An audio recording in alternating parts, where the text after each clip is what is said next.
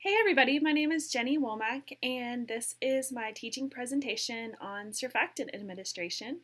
I'm with the University of Texas at Arlington College of Nursing, and this is in partial fulfillment of the requirements for advanced pharmacology with Dr. Linda Grande. So at the beginning of this course, I'll be putting up this exact PowerPoint presentation that I've attached along with the module, and it will also be printed for my participants in this class. I know it's hard in this setting to have all of this open as you watch me on this video, but my main content is coming from that PowerPoint, so please reference it if you can. So as a NICU nurse, surfactant administration is something that we love. It's a drug that we use often in the NICU. So this is an overview. So by the end of this presentation, I'm hoping that learners will be able to do a few things. Understand 2 common pathologic indications for surfactant administration. Define respiratory distress syndrome, or RDS. Identify the preferred method of administration for surfactant. At THR Fort Worth NICU, we have one main way to administer surfactant, so I'm hoping that participants will be comfortable with that main way we administer it. And identify 2 patient considerations after surfactant administration. So the purpose of this whole learning module is to be helpful to the NICU nurse in the inpatient hospital setting. It allows information that's pertinent to both the experienced and non-experienced NICU nurse. Our education level for our nurses at the THR NICU is BSN prepared or pursuing a BSN.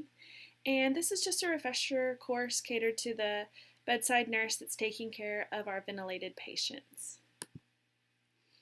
So what is surfactant and why is it so important? So literally, it's a drug that we use in the NICU. It's a slimy, slippery, snotty type-like medication that we mechanically place into the lungs to help babies breathe. This is a drug of choice for the NICU, is surfactant, and we're leaning toward using the CuraSurf after some new trends and evidence have come out this past year. CuraSurf is a pig-based medication.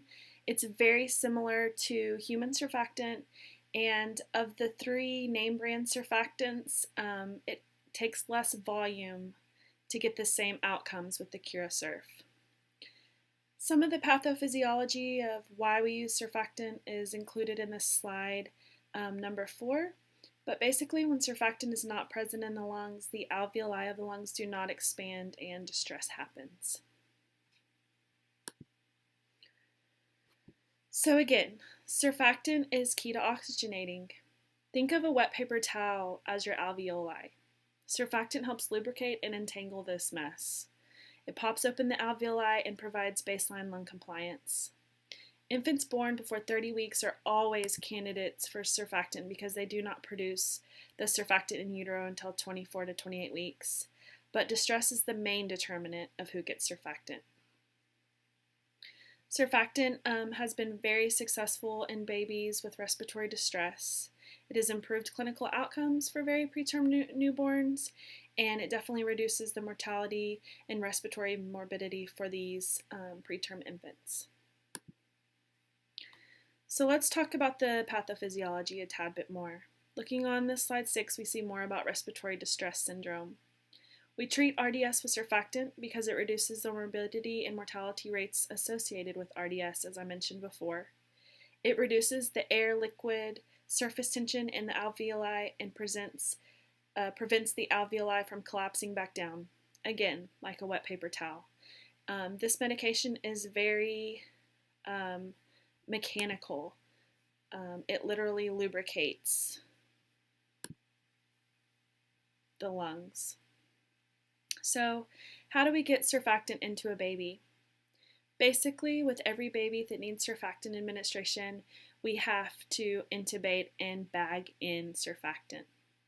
We will talk more about that in the sim lab after this learning presentation.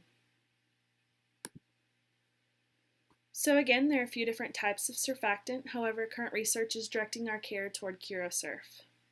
It has a smaller total volume necessary. which is a major large reason when somebody's as big as an iPhone, volume is definitely something to consider. It has 2 times the phospholipids as other surfactants, and it's the most similar to human surfactant. We have high success rates with single dosing, less reflux noted, and we're allowed to suction more quickly after the CuraSurf than some of the other choices.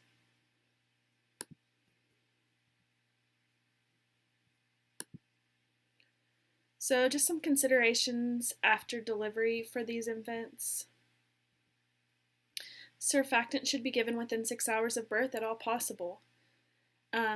Most of the time, surfactant administration is considered a neonatal emergency. These infants are having some type of distress, that's why they're needing the surfactant. Surfactant is given as a bolus over 1 minute per the ETT tube. It's also kept in the refrigerator. Some of the other ones are needed to be reconstituted with water, but the CuraSurf does not need to be reconstituted. We'll look at the actual bottle after this learning as well. Neonates must not receive endotracheal suctioning directly after administration. If you're going to take all the trouble to intubate and bag down a medication, you don't want to just suck it out of the lungs. And if you're going to have to redose surfactant, it's usually at least 12 hours before a second dose is given. And also just to remember, neonates that are receiving surfactant therapy have to be closely monitored by a neonatologist and a trained nurse. These infants are having some type of respiratory distress, so it's important that they're given good assessments. So in the teaching environment, we will definitely talk about some patient scenarios. Allow more experienced nurses to share their stories about surfactant and give any helpful hints to the newer nurses. We will look at the THR policy for surfactant. I think that's important so that the nurses know exactly what's expected of them. We'll pass around the surfactant so they can see what it looks like and be familiar with it as they have to get it out of the Pyxis, as sometimes it's an emergency situation. And then we'll go to the sim lab after this teaching demonstration. And in the sim lab, we'll oxygenate a pig lung and demonstrate the bag-in method of surfactant administration.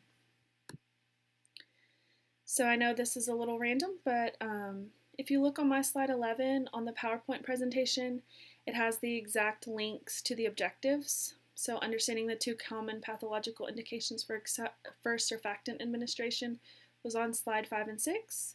Defining respiratory distress was on slide 6. Identifying one preferred method of administration is on slide 7 and 9. And then identifying 2 patient considerations after surfactant administration was also on slide 9. I hope to send a post-test and a survey via email after the completion of this course to the individual learner. This is part of our high-frequency NICU checkoff. Our nurses must be confident with surfactant administration before they are allowed to care for our most critical ventilated patients. This is part of that overall teaching goal to get them confident and certified to be on this team. Again, you'll find my references connected in the modules. I thank you for your attention and welcome your feedback. I hope you've learned something today. Bye.